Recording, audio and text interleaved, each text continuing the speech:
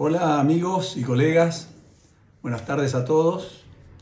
Bueno, en esta oportunidad voy a hablar sobre un tema que, por lo que se puede observar tanto en la doctrina como en la jurisprudencia de nuestros tribunales, creo yo que existe una notoria controversia que debe ser resuelta de alguna manera. Esa controversia consiste en establecer o determinar con la mayor precisión posible, pese al claro tenor que tiene el inciso 11 del artículo 80 del Código Penal, se debe establecer quién puede ser sujeto pasivo en el delito de femicidio. Es decir, si se trata, como se describe literalmente en el artículo que acabo de citar, si es solo una mujer o si también puede ser una persona que de nacimiento es del sexo masculino,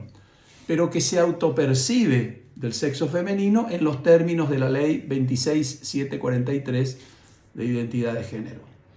Ahora, es indudable que el delito de femicidio implica ciertamente un caso de violencia contra la mujer. Eso creo que no admite ningún tipo de discusión. Y no solo porque, creo yo,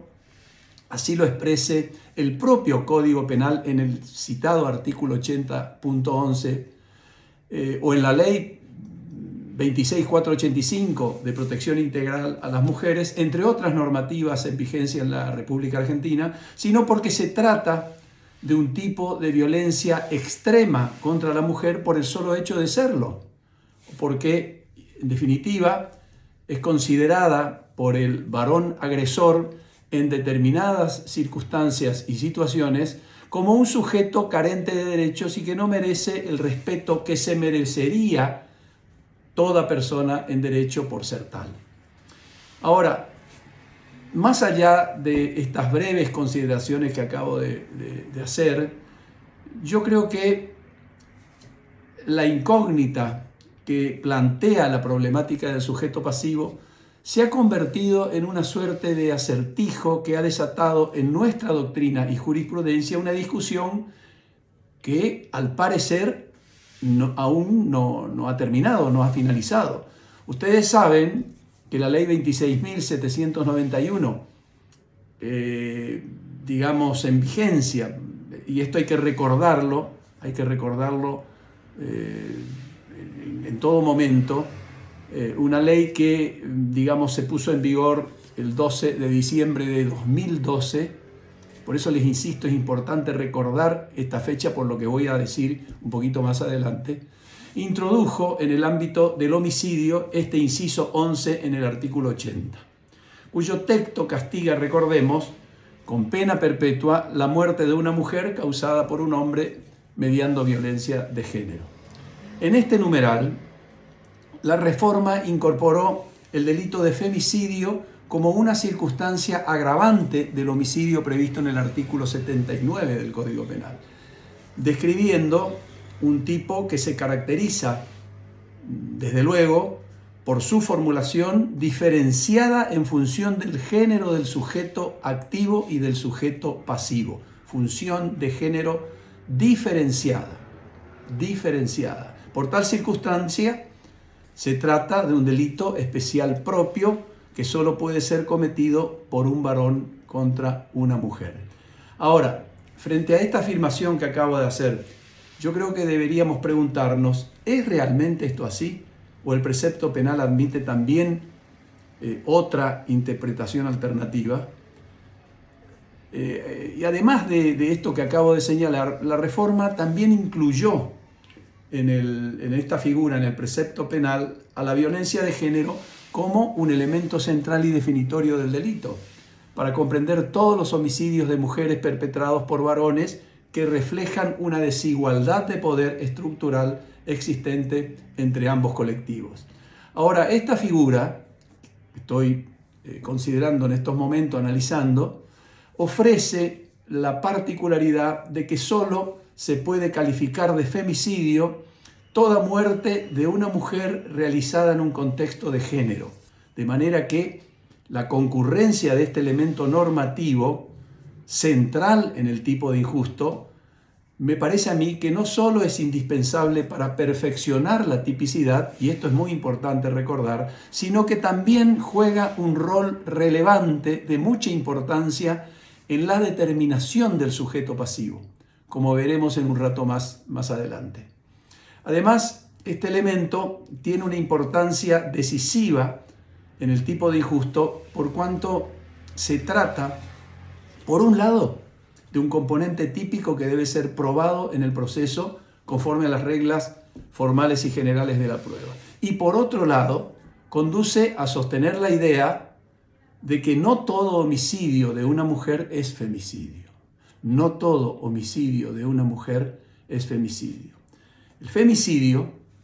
bueno, según se establece, por ejemplo, en el artículo 4 de la ley 26.485 que hice mención hace un rato, y en el artículo 4 del decreto reglamentario 1011 del 2010 de esta misma ley,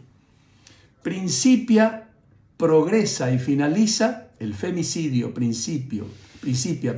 progresa y finaliza en el marco de una relación desigual de poder. Ahora,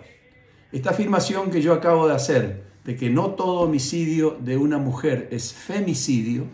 yo creo que tiene fundamento en que el precepto incorporado por la ley 26.791 como inciso 11 del artículo 80 implica un agravante del homicidio simple del artículo 79 y que la circunstancia que justifica esa mayor penalidad me parece a mí que no reside en la caracterización especial de los sujetos del delito, activo hombre, pasivo mujer, sino en el hecho de que el homicidio se perpetra en un contexto, digamos así, particular, que es el contexto de violencia de género. De aquí que, si no se prueba en el proceso respectivo la concurrencia de este elemento normativo, por más que el autor de la muerte sea un varón y la víctima una mujer, el hecho, creo yo, no puede pasar el umbral del homicidio simple del artículo 79 o, en su caso, de otras de las circunstancias agravantes previstas en el artículo 80. Ahora bien, yendo específicamente en lo que respecta al sujeto pasivo del delito, se planteó y se está planteando en la doctrina y la jurisprudencia, como les decía al comienzo, una discusión que yo creo que es una discusión sumamente interesante, pero indisolublemente controversial,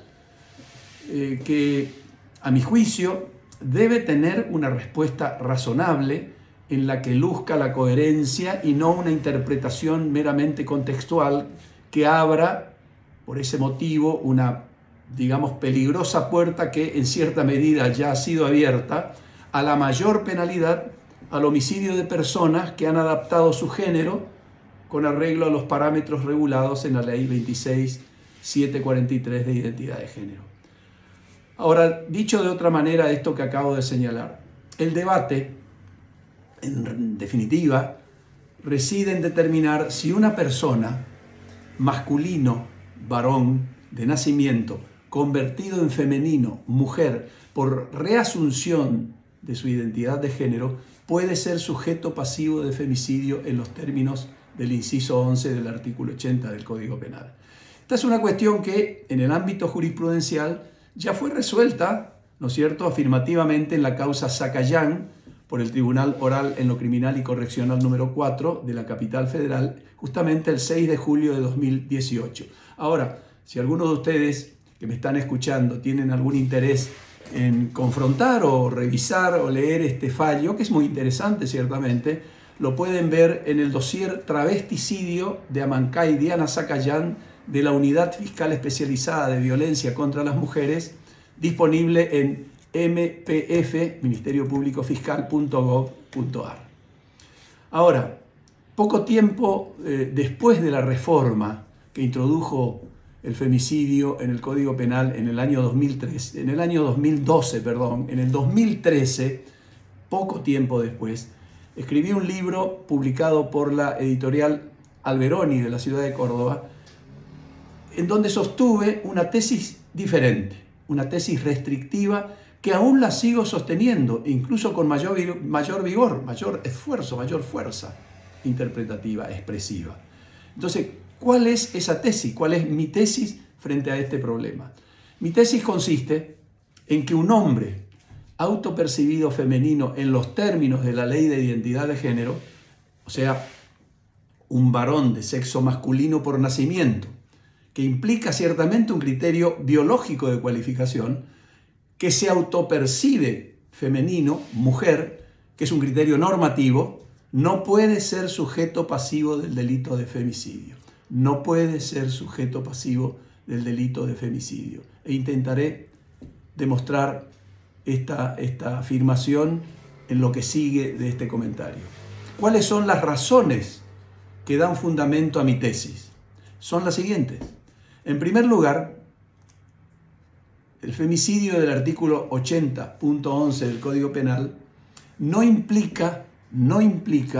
una figura que haya sido tipificada en términos de neutralidad en lo que concierne a los sujetos del delito.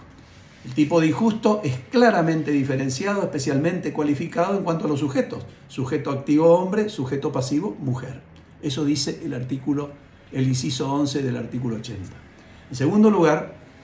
del texto legal nos surge, me parece a mí, que el sustantivo femenino-mujer deba ser interpretado con un sentido y un alcance tan amplio que abarque también al varón reasumido mujer formalmente con arreglo a las directrices o a los parámetros de la ley de identidad de género. ¿Por qué?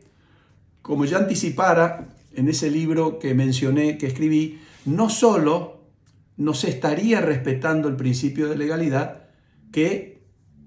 como ustedes saben, exige, entre otros principios, el de máxima interpretación judicial, que impone una interpretación restrictiva de los tipos penales, sino que si el legislador hubiera querido, fíjense ustedes, el legislador hubiera querido sancionar un tipo penal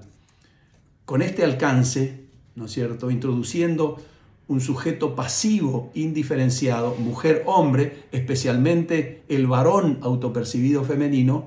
lo hubiera establecido en la propia norma, como sucedió con otras figuras, por ejemplo, con la figura prevista en el inciso primero del mismo artículo 80, que con la reforma de 2012 abarca al ex cónyuge o a la persona con quien el autor mantiene o ha mantenido una relación de pareja. Situaciones que ustedes saben no estaban comprendidas en la redacción original de este artículo. En tercer lugar, a todo esto que vengo exponiendo, habría que sumar que durante el trámite parlamentario, el legislador tenía conocimiento del proyecto elaborado por el Senado, un proyecto que preveía específicamente el caso del homicidio del hombre autopercibido femenino en los términos de la ley de identidad de género, como una figura autónoma y en un artículo inclusive separado, que era el artículo 80 bis, es decir, separado del artículo del femicidio propiamente dicho. Fue un proyecto,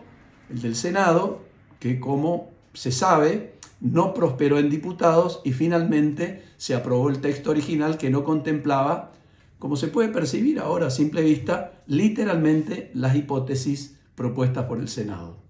En cuarto lugar, refuerza la tesis que vengo sosteniendo el hecho de que la ley de identidad de género,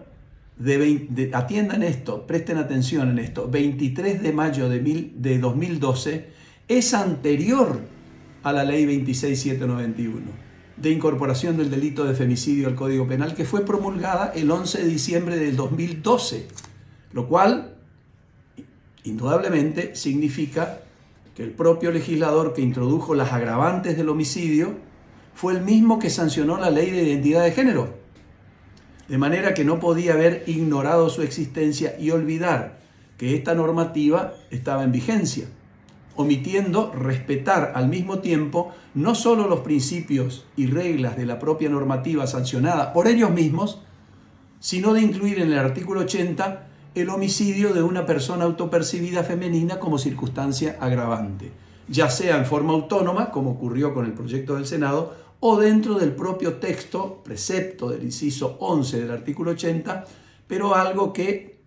evidentemente no lo hizo el legislador, ni creo que tuvo la intención de hacer. Ahora, es verdad, pese a que no contamos con muchos antecedentes que podamos extraer de la discusión parlamentaria, es verdad que pudo haber sido la voluntad o la intención del legislador comprender como sujeto pasivo del delito de femicidio no solo a la mujer femenina de nacimiento, sino también al hombre autopercibido mujer. Esa intención pudo haber tenido. Pero, además de ser esta una hipótesis no comprobable, hay que convenir que se sancionó otra cosa distinta. En un texto que, está a simple vista, no expresó no solo esa presunta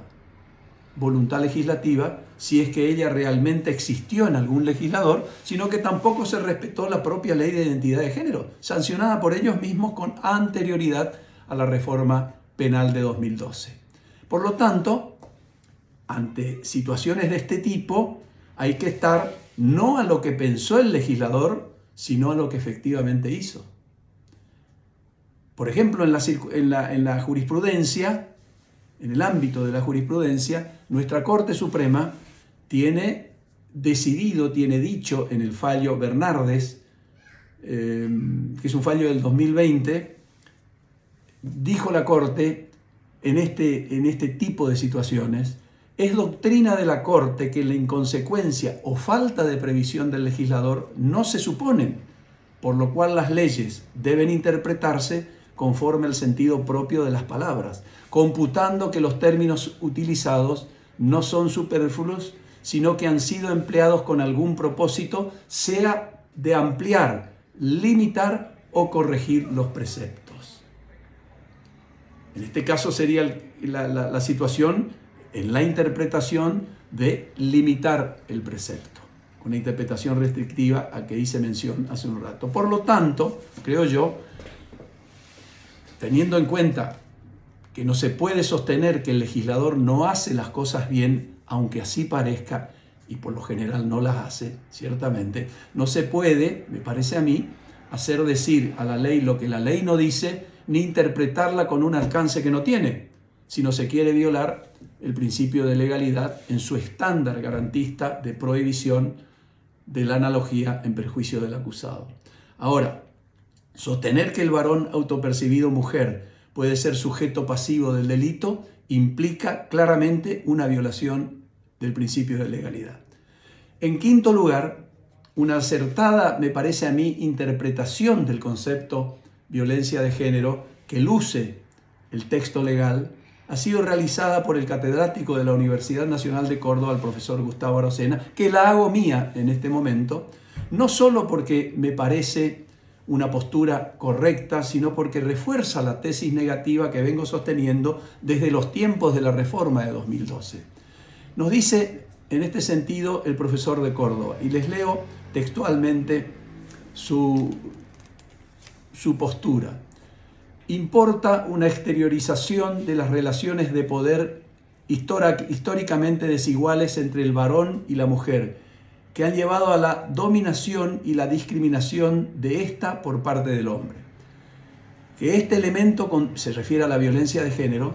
conduce a concebir al sujeto pasivo del delito de femicidio como exclusivamente compatible con el individuo nacido como mujer,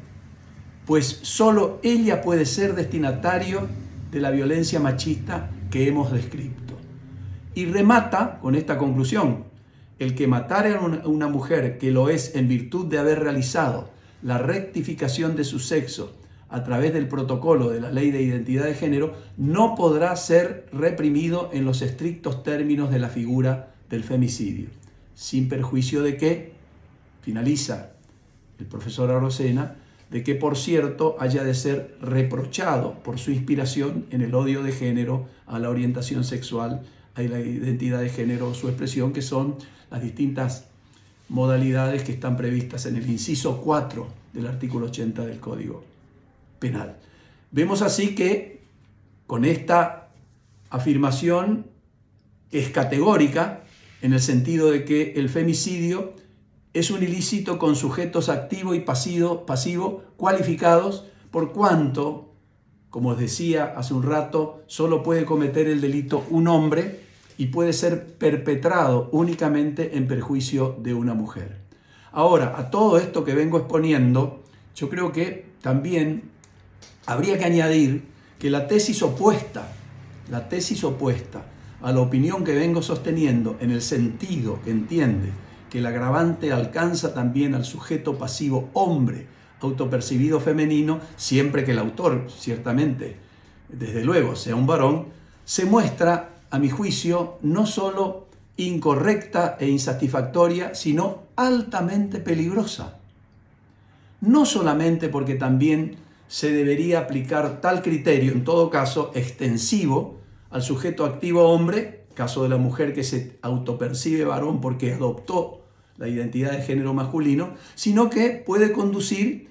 a una diferente, fíjense ustedes, creo yo, a una diferente cualificación menos gravosa con la sola artimaña que podría ser utilizada por el autor del homicidio, hombre en sentido biológico, para evitar la mayor penalidad atribuyéndose una cualificación e identidad femenina, es decir, simulando astutamente ser o sentirse mujer, según él, una circunstancia que le evitaría ser acusado de femicidio, porque para la ley de identidad de género es mujer en sentido normativo, y una mujer no puede ser sujeto activo de este delito. Ahora, es claro que esta simulación, creo yo, de ser posible, no de que ocurre y que está ocurriendo al parecer, esta simulación de conversión de hombre en mujer para escapar a la mayor penalidad, en todo caso, para que pudiera tener una cierta dosis de éxito en beneficio del acusado, debería ser realizada antes de la comisión del homicidio y no después. Por cuanto al momento de la muerte, el sujeto activo era un varón del sexo masculino por nacimiento, que es el tipo de autoría que reclama el inciso 11 del artículo 80. Repárense, fíjense ustedes, que esto que acabo de señalar, indudablemente no se trata de un caso de laboratorio ni de una ocurrencia extravagante de un jurista, pues ya se conocen varios episodios en la vida real de hombres condenados por la justicia, posteriormente autopercibidos mujeres, pidiendo ser alojados en cárceles para mujeres. Fíjense ustedes. De hecho, hace poco tiempo atrás, el autor del homicidio de Micaela Ortega, Jonathan Luna, condenado a prisión perpetua, declaró ante la justicia un cambio de género, alegando que se autopercibe mujer con el nombre de Joana, pidiendo ser alojado en una cárcel de mujeres. Esto salió publicado en Página 12 en mayo de este año, hace muy poco tiempo. También, en otro caso, hace muy poco tiempo atrás también, ¿no es cierto?, se publicó una noticia, fíjense ustedes, respecto de un caso de femicidio en el que la defensa del acusado planteó en el juicio la tesis de que su defendido se autopercibe mujer, haciéndose llamar Amanda en este caso, y por lo tanto no debería ser juzgado bajo la calificación de este tal homicidio agravado. ¿Por qué? Porque no se está en presencia de un varón del sexo masculino. Que son todos casos, estos que mencioné, y muchos otros seguramente que están o que habrán de venir, que revelan las peligrosas y absurdas consecuencias a que conduce la opinión de que la figura prevista en el artículo 80.11 del Código Penal comprende también como sujeto pasivo del delito de femicidio al hombre autopercibido mujer. Porque es una opinión que impacta, me parece a mí, claramente con esa otra postura que entiende que también debería comprender entonces como sujeto activo a la mujer que se autopercibe hombre, o al revés, como el caso de Amanda, que mencioné, de un hombre que se autopercibe mujer, que son todas situaciones de raras y extrañas interpretaciones que son impropias y además oportunistas de la ley de identidad de género. En definitiva, me parece a mí que es un error aplicar la agravante del inciso 11 del artículo 80, por todo lo que vengo diciendo, al homicidio de un hombre autopercibido femenino cuando el autor del homicidio haya sido un hombre masculino por nacimiento. En el delito de femicidio, el sujeto pasivo solo puede ser una mujer en sentido biológico. ¿Por qué? Porque ese es el sentido que el legislador ha tenido en cuenta para construir el tipo de injusto. De lo contrario, me parece a mí, y pese a que podrías, claro sí, discutirse la interpretación extensiva de la norma jurídico-penal, porque dicha interpretación al parecer no ultrapasaría el umbral del literal de la misma, se estaría violando, me parece, la garantía que prohíbe la aplicación analógica de un tipo penal in malam parte. Porque este caso en cuestión, el hombre autopercibido femenino, por un lado, por más similar que sea el caso con el sujeto pasivo mujer, sujeto pasivo femenino por nacimiento, no está comprendido en el texto legal. Y por otro lado, se trataría de una hipótesis extensiva de la punibilidad en perjuicio del acusado. Queridos amigos, espero haber aportado con estas breves consideraciones algo útil en esta controversia. Hasta un próximo encuentro.